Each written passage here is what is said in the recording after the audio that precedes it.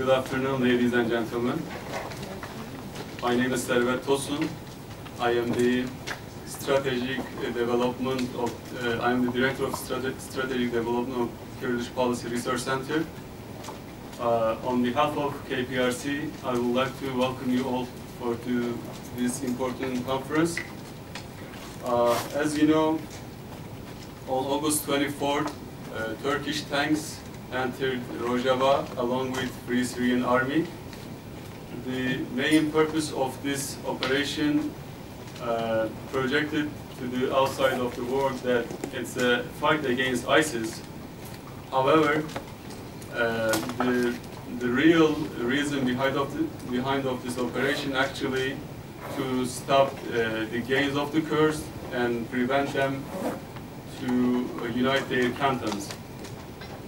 Turkey's involvement in the Syrian crisis, especially to intervene in Rojava, actually made the situation more complicated in the Rojava, and we are going to have to discuss this important issue with our distinguished guest.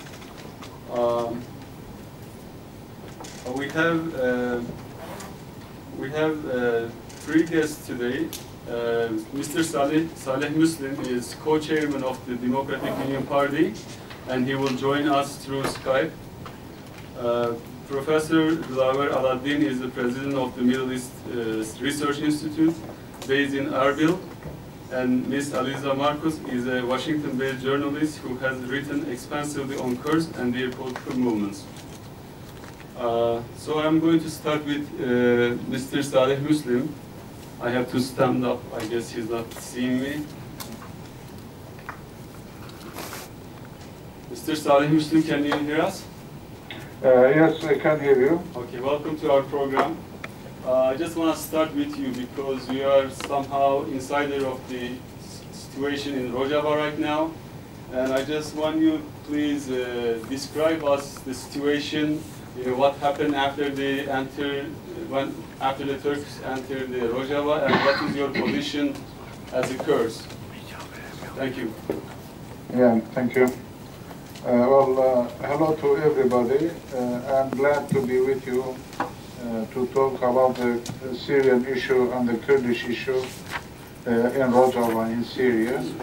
And I would like to thank the Kurdish Center for preparing for this meeting, and it's an opportunity for us, of course, to talk to you and to tell you the reality, what's going on.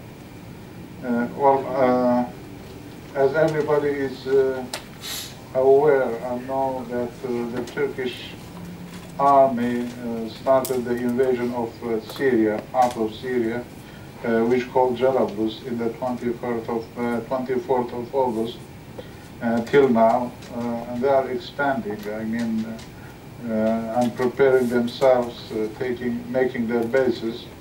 Actually, they were accompanied with some groups. Maybe everybody calling them Free Syrian Army, and actually they are not free and not army, and are just groups of similar to DAESH, but they changed their name. Ahrar al-Sham, Jabhat al-Nusra, Fath al-Sham, Sultan Murad brigades, all of them are Salafist jihadists. It's nothing to do with them, really. They are not Syrians, and they are not free and not army, just a group of gangs trying to, under the umbrella of Turkey, trying to do what Daesh couldn't do it, actually. And the timing for this invasion is very important. It just comes after the liberation of Manbij by Democratic Syrian forces. And of course, I mean, Democratic Syrian forces, they wanted to follow Daesh and maybe fight against them even in Jarablus and the other areas, just because Daesh is it's not only the enemy of the Kurds, it's enemy of all humanity. and we have a long struggle against them, a long fighting. Democratic Syrian forces, they were going to continue this, and suddenly we found Turkey is invading into the area because they were afraid of the Democratic Syrian forces to finish DAESH in that areas and to cut the connection, the corridor between Turkey and those brutals, which is DAESH, and their bases in Raqqa. So, because by this invasion, Turkey could prevent this, cutting this road, the corridor between Turkey and Raqqa, and in the plan also there was a liberation of Raqqa, which was the second step. After cutting this corridor between Turkey and DAESH, they were going to make their operation against Raqqa. So by this invasion by Turkey, the liberation of Raqqa also was postponed. This is what happened till now. And now Turkey is expanding and locating those groups, villages by villages, and they tried to attack the Manbij area, but maybe the international alliance, they kept them away a little bit from attacking Manbij, but they are expanding in the border side, which is now expanded about maybe more than 50 kilometers, and they are going westward till Azaz, which already was under those groups before, the other groups which were supported by Turkey again in Azaz. Now this is the situation, but the important things which should be noticed, now all Rojava areas, even in Kobani, Al Jazeera, Jazeera Kantum, Shaddadi, Hasaki, all others, we can find the same attacks by DAESH from everywhere. Maybe in daily basis we can find, we can witness the attacks in Kobani from the southern side, and also attacks through the border from the Turkish side, bothering all the areas. And yesterday there was an attack in Afrin area, which is very far away from all the battlefield. Afrin has no DAESH at all, and there was no fighting against DAESH even in Afrin, in the northern side of Afrin. A village called Sorke is just on the border of Turkey. They attacked this area, and 6 of defense units, they were martyred in that area, and 2 from Asayish. So totally 6 people, they were killed. And we have about maybe 9 or 10 injured people also in that area, which is far away from the battlefield, and we have no DAESH, no else. And the Afrin area, everybody knows, is liberated by the Kurds. It's nothing to do with DAESH at all. That means the Turkey's aim is not DAESH at all, and they are not willing to fight against DAESH at all. And by this invasion, they could postpone the liberation of Raqqa also. So it means this invasion is supporting DAESH, it's not fighting against DAESH. And practically everybody saw that DAESH is leaving their places to them. Maybe some of them, they are just changing the clothes. Instead of to be seen like DAESH, they are changing their clothes and changing their names also. They just become Ahrar al-Sham or Sultan Murad or whatever they are. So it's not too much difference between these groups and the Turkish army and those. So this is the situation now, and on the ground, this is from the military side. From politics, as you know, Turkey is resisting to keep us away from this Geneva talks and from the negotiating. with the others, and even the groups located in Istanbul or in Ankara. Turkey is not allowing them even to talk to us. Some of them, they are trying to contact us secretly. And from the other side, maybe we have, I think all the Syrian crisis and this Syrian conflict is in the hand of two powers. They have some discussions. It seems that till now they have not agreed on some points.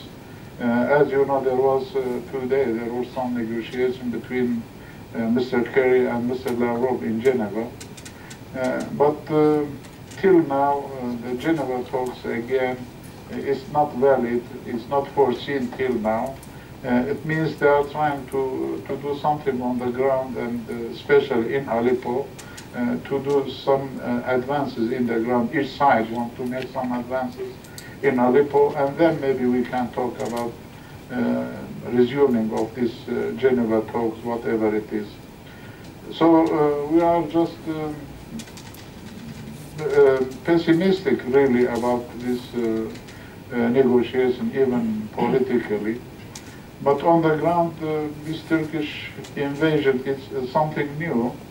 We don't know how it's going to be ended, but all we know, all the Syrian components, I mean the Arabs, the Kurds, the Turkmens even, they are against this invasion, and they will, of course, resist against it. But just maybe they are just waiting to see what's going to be, what kind of agreement between them and this international alliance, and maybe they are waiting to clarify the situation, how it's going to be. But we are sure, I mean, those groups, we are in contact with them, even the political sides, parties, and even those armed groups on the ground. They dislike this invasion, and nobody can accept it at all. And it's kind of course, against the law, international law, to occupy some lands belong to another country. Maybe I think NATO, because Turkey is a member of NATO, they will try to do something, or just to advise Turkey not to occupy the other's land. We are just waiting to see the results, what's going to be. But we are sure, I mean, all the components may be waiting for the convenient opportunity, maybe even to fight against these Turkish forces. And also those groups which they are fighting under the umbrella of Turkish army, they are not Syrians, most of them. Or if they are Syrians, they don't belong to these areas. They are not from Jarablus, they are not from the Shahba area, they are not from Manbij. Maybe some other groups came from other places, Salafis, maybe from Idlib or from Homs, or from around Damascus, because many groups, they were expelled from there, and they have some exchanges with the regime. So they left their areas, they came to Idlib, and now Turkey is bringing them to these areas. So those groups, either some of them are foreigners, not Syrians, and the rest is from the other areas, not from Jarablus and Manbij. So this is the situation actually going on, and now we know, I mean, as democratic Syrian forces, they are well coordinating with the international alliance, and maybe in future, if they don't do anything against this invasion, so at that time we don't know, democratic Syrian forces, how they will decide. But politically, we reject all this occupation. This invasion is not acceptable from our side. This is what I can say now, and if you have any questions, we are ready to answer. Mr. Muslim, would you please tell us a little more about Turkey's relation with the Assad regime? Because we are hearing that now the Turkish nationalists are somehow having some contacts with the Assad, and Iran and also Russia is supporting this. Do you have any information about this relation? Yes, now the Turkish side themselves, they have explained, they said, well, during this invasion, they tried to change the border even in Kobani area. They wanted to change the border lines about 50 meters to come in. But there was a resistance by the civilians against them, and there were 2 martyrs. And then, so Turkish side gave up not to do it. They returned to the original line of the border. At that time, what they have said, well, we have agreement with the regime in Damascus to make these changes. It means they are contacting the regime, and from the beginning, they are saying, yes, Damascus is well informed, and Iranians are accepting, but we are dealing with the Iranians and the Damascus regime, and we are dealing with them through the Russians. So we don't know exactly, but what they are saying, I mean the Turkish side saying, so it means they have connection with Damascus and also with Iran, because there were many visits from the foreign ministry, Turkish foreign ministry to Tehran, and even Tehran, the Iranian foreign minister came to Ankara. They have exchanged the visits to each other. So this is one, and more than that, we had rumors, I mean, before we don't have evidence on that they had some talks, I mean, between some officials from Turkey and the Syrian regime through Europe. And there was a meeting in Algeria, but we don't have any, maybe, evidences in our hand, so we don't say. But for sure, what they are saying, they have contacts through the Russians, at least, I mean, that's what they are mentioning. I would like to mention to this point exactly that there was a kind of conception between, against the Kurds since the 20th century between all these countries, Turkey, Syria, and Iran, and sometime maybe Iraq was part of it. So they were against the Kurds, so they are helping each other, I mean, to break down any Kurdish movement, as they have done in 1975 against Iraq. So it's not, maybe we can expect some dialogue among them against this Kurdish movement again. Okay, thank you very much, Mr. Saleh Muslim. Please stay with us. I'm sure we have our guests and they will have a question for you, but now we'll get the question after the session ends, okay? Thank you. Okay. Now we have Professor Dilaver Aladdin.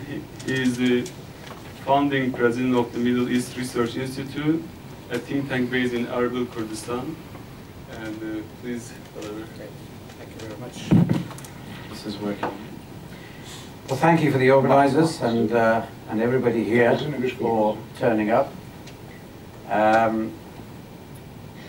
I would like to really look at it from the outside with a bird's eye view of the events, and I want to focus on the practical aspects that can lead to a way forward, especially with some key stakeholders. That includes Kurds, the Turks, and the United States. Being in Washington, I think it's relevant for us to focus a little bit on the United States, but I'm also aware that Elise is an expert on the United States outlook and how visions are formed and policies are formed. As far as I can see, and I'm sure many will agree, that this is a war. This is a complex war. This is a dirty war. This is a war that is full of zero-sum games at the global level, global power level, at the regional power level between all the ones involved, and locally at the ground level. So this has been going on like this. It's nothing new about this. And too many allies should be on the same side are fighting each other. Too many people are involved with arms with no command and control structure, no one to provide leadership to one side or the other. It's a complex war And there are many actors involved, many actors who are anti-ISIS, many actors who are anti-Assad, and many actors that are anti each other as well. The striking feature of this war is that the allies, or the people who are supposed to be on the same side, irrespective of which side, they are not talking to each other. They don't communicate, they don't share vision, they don't debate openly, and they have never come up with common strategy. Now, that actually applies across the board. This is why we're in this confusion, and what we really need is clarity. The United States cannot go in and design a policy amidst confusion and think that they can win a war. Turkey going into Syria, very clear in their mind what they want, but without communicating what they want, they should not expect to win ultimately. And the Kurdish side, as well as the Syrian, the Iranian, everybody is the same. They all have their own agenda, they all push for it, but they don't necessarily communicate it to their friends or foes. So nobody knows where people stand. And everyone you talk to, you will realize that they have legitimate concerns. They also have ambitions, sometimes over-ambitions, sometimes forgetting about the past or where they should go. As far as this complex picture is concerned, there's no point in us digging deep into at micro level to confuse people even further. For the sake of today and clarity and the relevance of the place we're in Washington and the people are in this panel and this room, I think it might be easier for us to stick to United States, Turkey, and the Kurds, because all the rest are all actors, they're all in this, and they're all stakeholders, good or bad or ugly, doesn't matter. But at the end of the day, everybody agrees that ISIS is the ultimate threat to everybody and must be defeated. Interestingly, if you look at the United States policy, that's all they seem to be caring about. That's as far as the perception on the ground, i.e. everybody, when you talk about people on the ground, say, what do you think the American agenda or priorities? They say ISIS, nothing else. Well, this was not 5 years ago. This was not the case 3 years ago. The United States had a clear policy. They looked as though they knew what they wanted. They wanted Bashar out, they wanted change of order, change of regime, but this is long gone. Now, American policy is entirely based around defeating ISIS, and this is where their direct liaison and support comes with PYD and YPG. They are ignoring anything that they have done before, or Turkish call or any other call about PYD, because they want ISIS defeated. That's the foundation of relation between the United States and YPG. And Turkey itself is also very clear what they want. But interestingly, Turkey is the one that has confused everybody now. Turkey, for 5 years, since the beginning of the Syria turmoil, they have been very clear in their minds. They have communicated that. They want Bashar out, no matter what, and they will want Syria to be in one piece. They don't want it dismembered.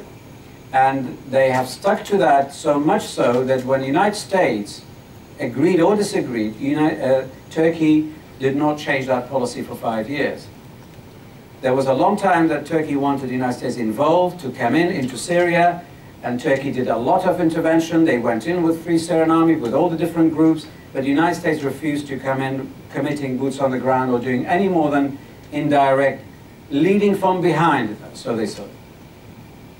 Turkey was absolutely clear for 5 years, but suddenly Turkey is no longer clear. Turkey has got problems inside. It's internally becoming, like anywhere else in the Middle East, polarized, having problem, having war inside, having coup attempt inside, having political fragmentation. These problems are now spilling over to the next door. So the war between Turkey and PKK is now spilling into Turkey. Therefore, it's not surprising that Turkey is not actually declaring an all-out war against ISIS. They are not going after to defeat and eliminate ISIS. They are getting ISIS out of the way. But they are very clear again in their mind that they will stop PYD and YPG from expanding westwards to combine east of Euphrates with Afrin. This is where they started confusing the United States. So the change of policy in Turkey is what threw United States off rail in Syria. The United States was feeling very comfortable with the alliance they had with the Kurds, and they were making gains against DAESH, and they were having plans to go as soon as possible into Raqqa.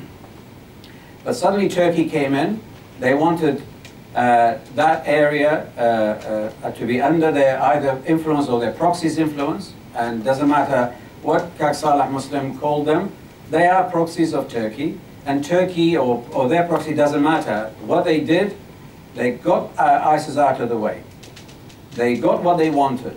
They stopped the Kurds from advancing further to the west.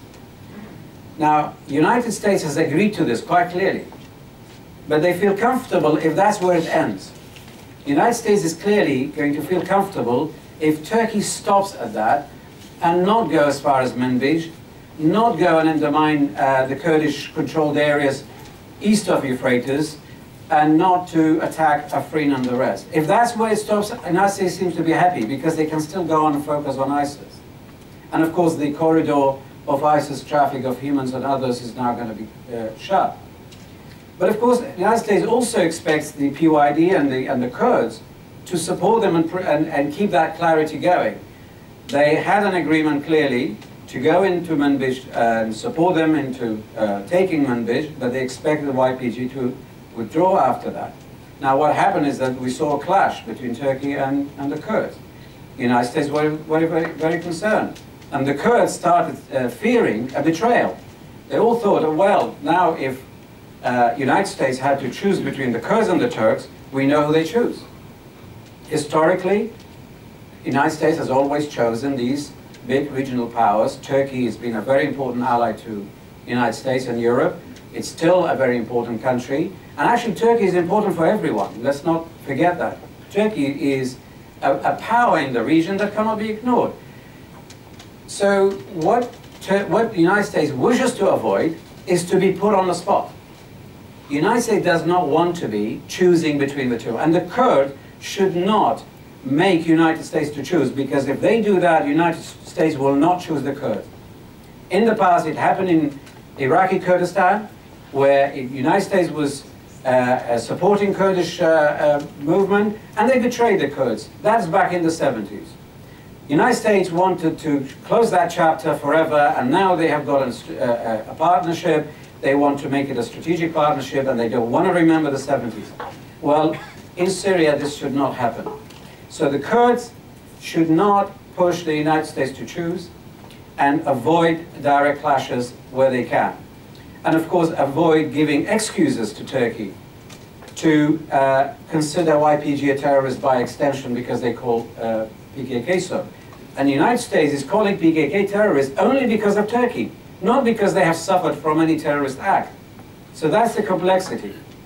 What I think the United States should do, and that I hope I'm not treading too much on your territory, actually is to engage Turkey, to ask Turkey for clarity. How far do they want to go? What do they want to achieve? More importantly, can the United States help Turkey restart the peace process that started this war in the first place?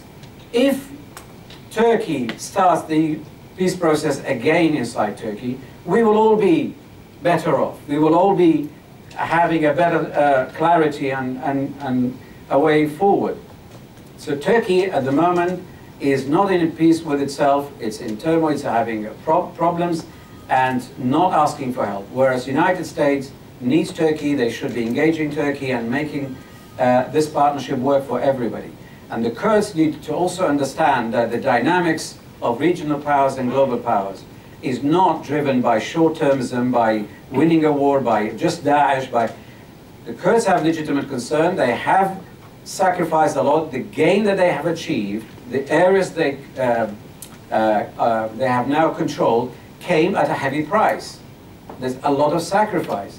Now, let's make sure that using allies, whoever these allies are, help the Kurds maintain, keep what they have gained, but not call that independence of democratic Kurdistan. I'm not saying anybody has said that, but let's present it as saying, while this war is going on, let's protect what we have gained against ISIS, let's protect what is in place that is functional, which is this structure of governance, until there is a time to have a table to discuss the future of Syria, to agree a way of governing Syria, and importantly, having the Kurds having a say, a place at the table. What the Kurds should be fighting for is a place at that table. What the United States should guarantee the Kurds is a place at that table. And then Turkey has to accept that, fine, if they stop the Kurds' advance west of Euphrates, let's not go further and go backwards into the east of Euphrates and start undermining. I think it's in the interest of everyone to end that zero-sum game, end of everybody killing everybody else. And there are too many other partners we have not mentioned today, and they do not come into the picture. And that includes Iran, Damascus, Russia, and all the other Syrian opposition. And not everybody is a saint, not everybody is a Satan. We need dialogues, we need understanding, but above all, we need clarity. Thank you. Thank you very much. Now we have Alisa Marcus. She's a Washington-based journalist and analyst, and has extensive work on Kurds, especially PKK. Mike is, I think, one at a time. Okay. Did you hear what I said, or should I repeat it? Alisa Marcus is a Washington-based journalist, and she has extensive work on PKK and the Kurds. Alisa, I would like to ask a question that we can start before. You know, in your most recent article, you point that U.S. should work with Kurds more closely, not only militarily, but as well as politically. Would you please tell us, you know, what Kurds should expect from U.S. as an ally? Okay, is this working? Hopefully. Okay, well that's actually a perfect question, because that's what my talk is about. So I'll just launch right into that, and the answer will be within this. So what I want to focus on is the relationship between the United States and the Syrian Kurds. Specifically, I'm talking about the YPG, which is the military force, whose name I always forget, People's Protection Unit, so I've actually written it down, and the PYD, which is the Democratic Union Party. Both of them, to lay it out, are offshoots or affiliates of the PKK. I want to talk about the relationship between the U.S.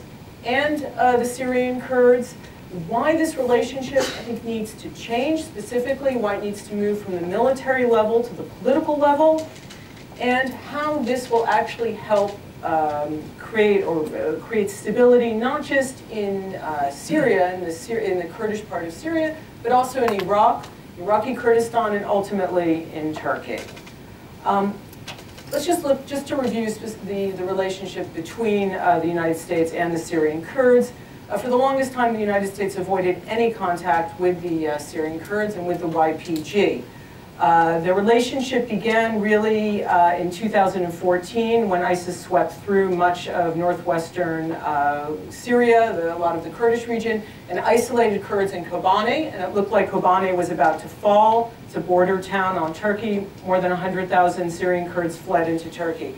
At that point, the United States gave air support to the YPG. Peshmerga from Iraqi Kurdistan were sent in with heavy weapons. The U.S. ultimately also dropped some weapons and medical supplies.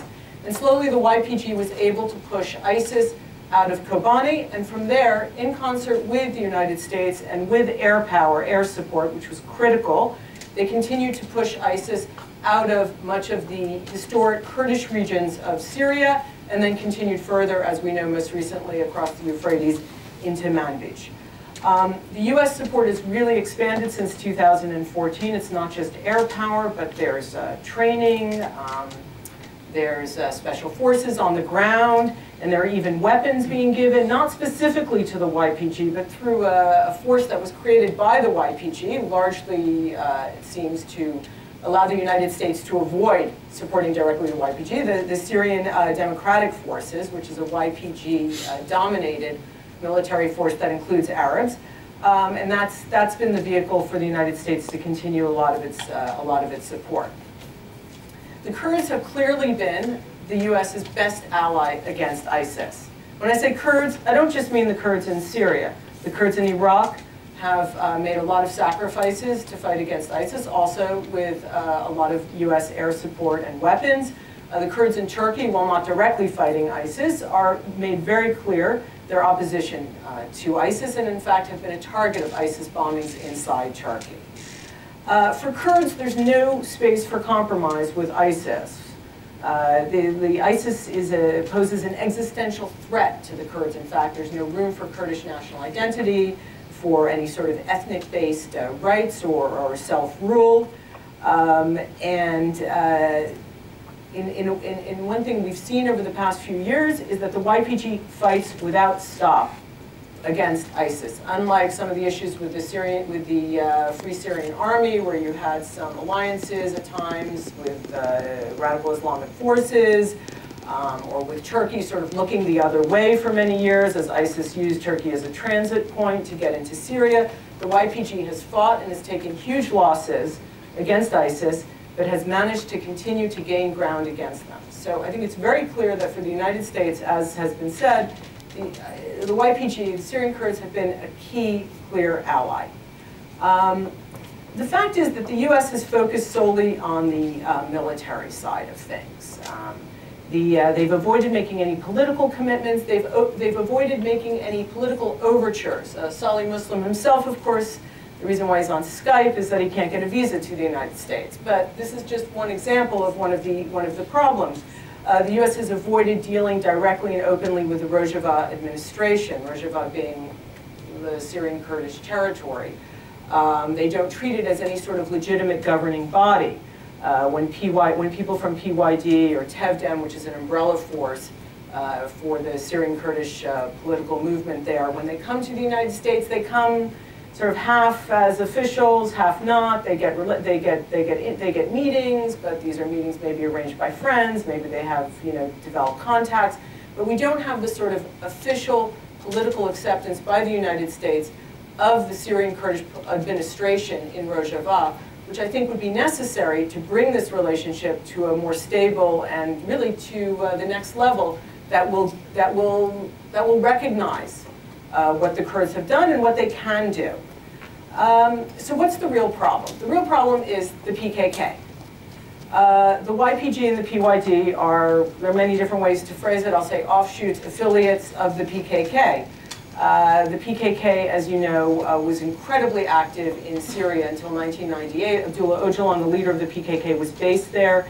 Many Syrian Kurds got their sort of first burst of national identity and nationalism by working with the PKK, by going to a lecture that Öcalan gave, by joining the PKK, in fact. Syrian Kurds were, very many of them joined the PKK over the years and fought for Turkey with the idea that the next step would be Syria. So the PKK had this extensive network. They built up a real base. They were incredibly active there.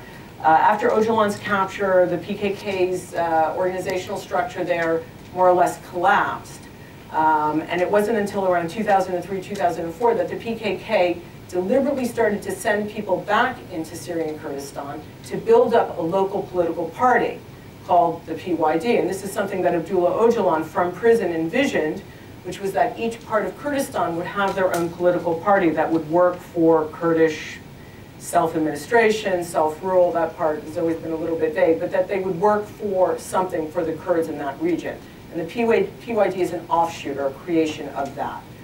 So it's not a surprise that there's been an issue for the United States and certainly for Turkey when looking at the PYD and YPG and accusing them of being somehow linked with the PKK. The main obstacle on this has been Turkey because of their concern over the PKK. They're concerned that that the Kurdish region of Syria would be used as a sort of jumping off ground to attack Turkey. That, by the way, has never happened.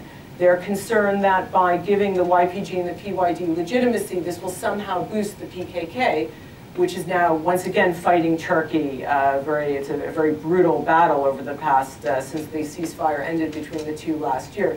And in general, as we know, Turkey has always been very opposed to any sort of Kurdish self-rule. For the longest time, they were opposed to even a Kurdish federation in Iraq.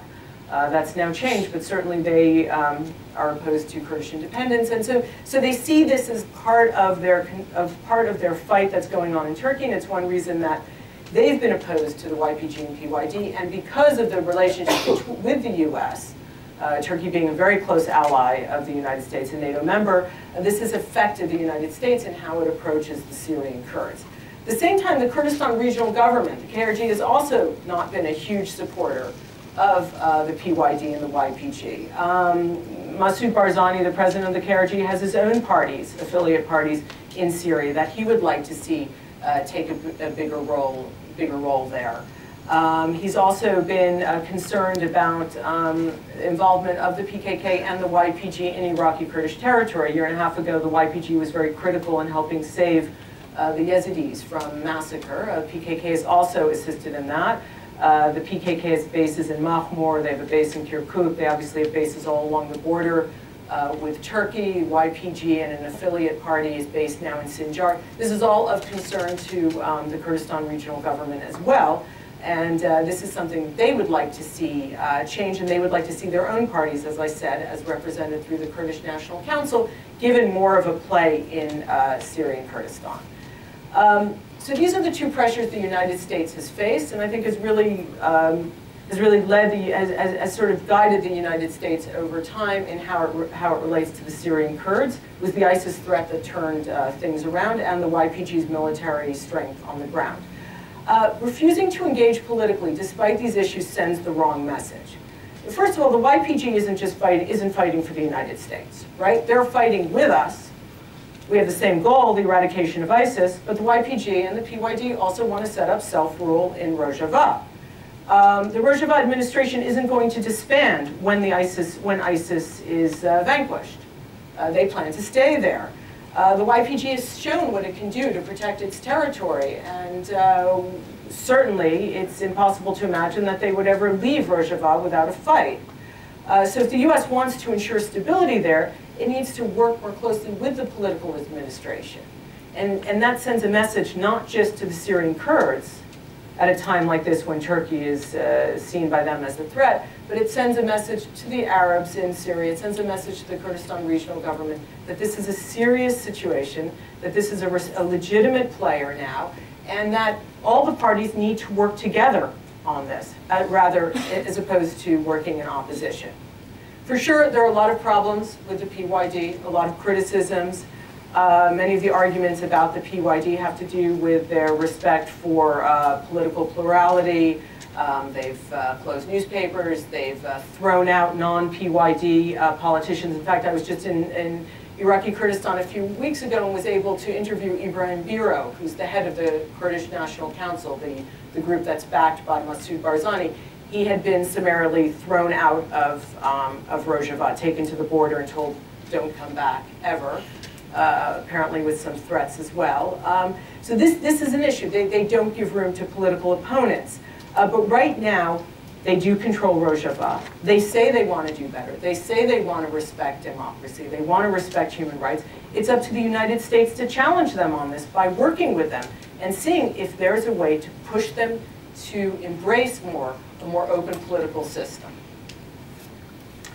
So what specifically, what are some of the things I would suggest that the US do right now? One, as Salih Muslim mentioned, I mean, there needs to be inclusion in the Geneva talks, or any talks like this. It's ridiculous to leave them outside of this. I believe the United States needs to have formal meetings with the Rojava administration to talk with them about what needs to be done, what sort of supplies, what sort of training, what can be done to stabilize the administration on the ground, because that's the only way to really stabilize the region. And at the same time, the US should certainly make demands about an end to harassment, about not closing down newspapers, about allowing political pluralism there. All these will be critical if the US is to establish a true political relationship with the PYD. Ultimately, a lot of this, as Dilawar said, a lot of this is really about the PKK and the situation in Turkey. Because as long as Turkey is concerned about the PKK and about what's happening inside Turkey with the war right now between the Turkish state and the PKK, it's going to be very hard to bring Turkey on board to this, and to stop Turkey from potentially taking action against the YPG inside Syria. Restarting the peace talks right now seems very far away from both sides. But it would be useful if the United States or other parties could press Turkey to somehow open up Öcalan's situation, to send the message, to allow lawyers to visit Abdullah Öcalan, to perhaps ease his conditions. These are things that I believe the PKK and Kurds in general in Turkey would see as an opening, as small as it would be, and this might help calm the situation down just a little bit in Turkey. But peace talks remain far off. And that would be my talk. Thank you very much. Thank you very much, Ms. Marcus. Now I'm going to open the floor to Q&A. Can we have somebody, Afif, can you just have the mic, please?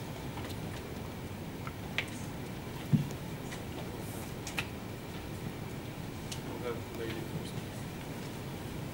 It's for the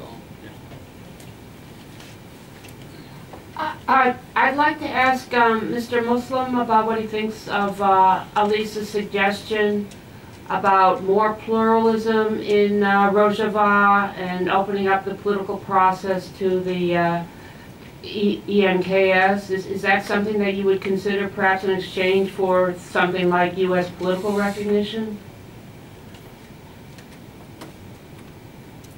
Did you hear the question, Mr. Muslim?